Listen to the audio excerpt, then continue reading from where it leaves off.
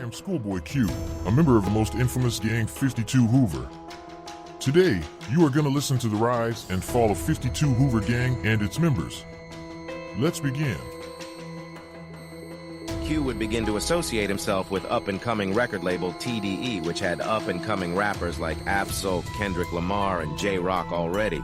Q would release his first mixtape called Schoolboy Turned Hustler on July 29, 2008 with GED Inc., which was the label that brought Tyga out.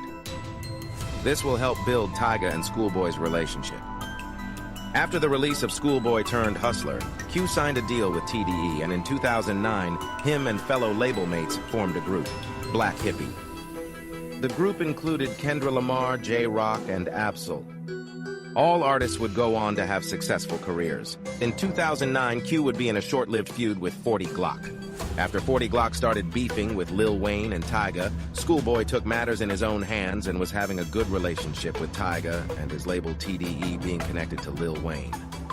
He would drop 2 diss songs to 40 Glock, one being called Ezel and the other one being called Put On for the 50s. But this wouldn't be a common thing for Schoolboy's career. He took a different approach with his rap career, with him not game-making much in his songs and not having rap beefs. May 14th, 2009, Schoolboy's second mixtape called Gangsta Unsold would drop in 2010. He would be torn with TDE and wouldn't release any music. 2011, Schoolboy would drop his first album called Setbacks with features from label mates and group mates J-Rock, Ab-Soul, and Kendrick Lamar, and also other features like Jhené Aiko. 2012, Schoolboy would drop Habits and Contradictions with features from Jhené, Aiko, Currency, ASAP, Rocky Dom Kennedy, and his Black Hippie crew. That same year, Kendrick Lamar would drop Good Kid, Mad City. This will go on to be a classic album. This would inspire us. 2013, he would drop songs like Collard Greens and Man of the Year. Both songs would become hits. In 2014, Q would drop another album called Oxymoron, with those 2 songs being the lead singles, as well as another song called Studio. Oxymoron album would go platinum. In 2016, Schoolboy would drop another album. The album was called Blank Face LP, with lead singles like That Part, which featured Kanye West. The album featured other artists like Essa, Jadakiss, Vince Staples, E40, Miguel, and several others. The album would eventually go gold, and he put several of his homies on the album like Traffic and TF. They were on songs like Tookie Knows. 2017 and 2018. Q would be making music but kept getting delays on his album, and with the death of close friend Mac Miller, he would decide to delay the album more and take time away from music. With Mac Miller death being from an overdose, Q would decide to stop doing drugs himself and pick up some hobbies. He decided to start playing golf, which he would later have a commercial later on for Top Golf.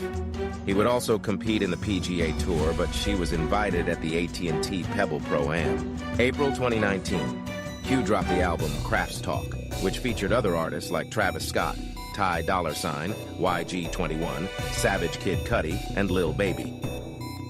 This album was pushed back weeks with the death of Nipsey Hussle on March 31st, 2019. Even though Nipsey and Schoolboy was from how deep the Hoovers were involved in wars with nearby gangs like the Rolling 30s and neighborhood Crip gangs like the Rolling 40s, the Rolling 50s, which included the 5-5 and the 5-7 neighborhood Crips, and also the Rolling 60s among other Crip gangs.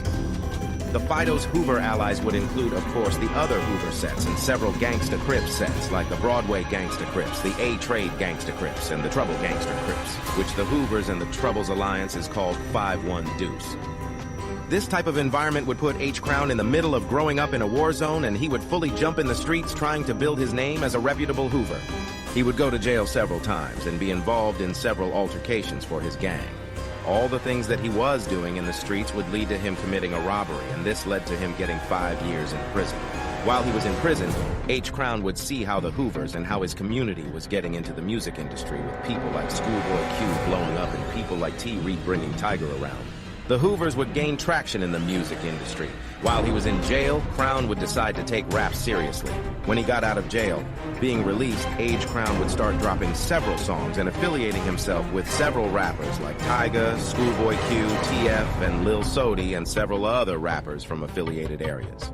He would be pushing hard in the music industry, but a lot will be going on at the same time, with his mom dying of cancer, and he would even be shot. Even with all the adversity he was going through, he would stick to his grind with music. But eventually, he would have a big fallout with Tyga and start dissing him in songs and exposing his gang affiliation. Around this time, Tyga was claiming he was from Hoover, so H-Crown started exposing him, saying he wasn't a real person and saying he wasn't from Hoover. Even with the big follow-up that H-Crown had with Tyga, he would still continue to do music and start going to other states and building connections with people and other Hoovers in other states, some being people like Max O'Cream. But by 2017, H-Crown's life will take a turn for the worse. H-Crown would be arrested for stabbing a 44-year-old man in North Carolina. He will later go on a high-speed chase in Maryland and later be arrested. Before he could even be arrested, Crown will be on Facebook Live during his high-speed chase. Tonight, we're learning more details about a stabbing that left one man dead in Raleigh. David Brown died after he was stabbed Saturday night. The incident happened in a neighborhood near Crabtree Valley Mall. Tonight, CB's North Carolina's A.J. Janival is telling us police were called to the same house earlier in the day. AJ. Hey, Justin, the neighbors that I spoke to here tell me that in this quiet neighborhood they live in, when police come to a house or come to their neighborhood, it's definitely something that they take notice. Now, 2 separate neighbors told me police were called out to the house. You're looking at 5504 Vista View Court on Saturday.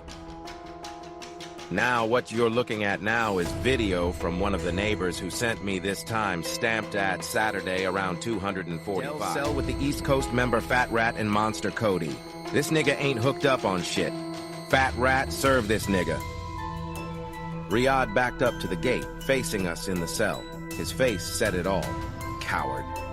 Fat Rat read it and he moved in. Hey, Fat Rat, 'cause I ain't got no beef with you, man. He knew he was doomed and was begging. Fat Rat had a reputation and thrived on weak men. How Po Fat Rat smacked BT hard across the side of his head? Aw, 'cause I just ain't it Crip on Crip, 'cause I smacked Pow, another one to his face. The prison tears grew quiet. BT began turning to Hawk for relief. Tell Rat star me out, 'cause I'ma stall you out, all right? And that's for... Fat Rat grabbed BTS boxer shorts by the elastic waistband and yanked them with one powerful tug. They tore right off of him. Surely I thought BT was about to mount an attack now. He had to be don't wear boxer shorts. Punk men do, Fat Rat shouted, throwing the ripped shorts on the floor near the toilet seat. Aw, Fat Rat, 'cause you trippin', BT said, but made no move that telegraphed strength. It's Mr. Fat Rat to you, bitch. Now what you want to do, huh? You want to get him up or what? Fat Rat eases to strike first position. I ain't got no beat with you, fat Mr. Fat Rat. And that was it. His last vast teaching strength was gone. He had yielded his manhood, by calling Fat Rat Mister. A cardinal sin. In that instant, Fat Rat connected fist to face, knocking BT hard against the bars where Hulk took liberty of grabbing his cheeks. BT's knees buckled. Oh, 'cause what you doing? BT said. Shut up, punk, You know you like that, said Hawk. Cat calls began coming from other cells. BT looked around like a frightened trap lamb. But in contrast to a meek, feeble-bodied person, he stood 6'1" and buff. Yet he had no inclination to defend himself on what was definitely a head-up situation. Fat Rat began to punch out BT, reducing a formerly upright BT to a pitiful clump of flesh under the still sink. BT hadn't thrown a blow, hadn't said a word, hadn't resisted with one fiber of his being. But Fat Rat hadn't seemed to recognize this. He continued to hammer away at BT's defenseless body as if he had put up a ferocious struggle. Fat Rat clearly wanted to make sure BT never resisted again. When Fat Rat ceased from hitting him, BT lay unconscious on a cold concrete floor. The entire side of Abel and Charlie Rowe was deathly quiet. Everyone was listening, winded and crazed beyond any reasoning short of death. Fair began tearing sheets at the shreds. I knew what this meant. Once he had torn enough, he dragged BT out into the middle of the cell. Eventually, BT came to and started pleading. Oh, Hog, how you just gonna let your homie do me like this, huh? And Hog responds, you? Letting him trip on you? Nigga, I ain't in that cell. My name is Hog, not Fat. Rap, hey, Fat Rat, cause I don't want to fight you, man. BTS pleading was reduced to a whimper. Nigga, you gonna do something? Fat Rat said while stepping on BT. Hawk was out in tear and could not get into the cell, and I was not gonna get involved. I had no beef with the East Coast or BT.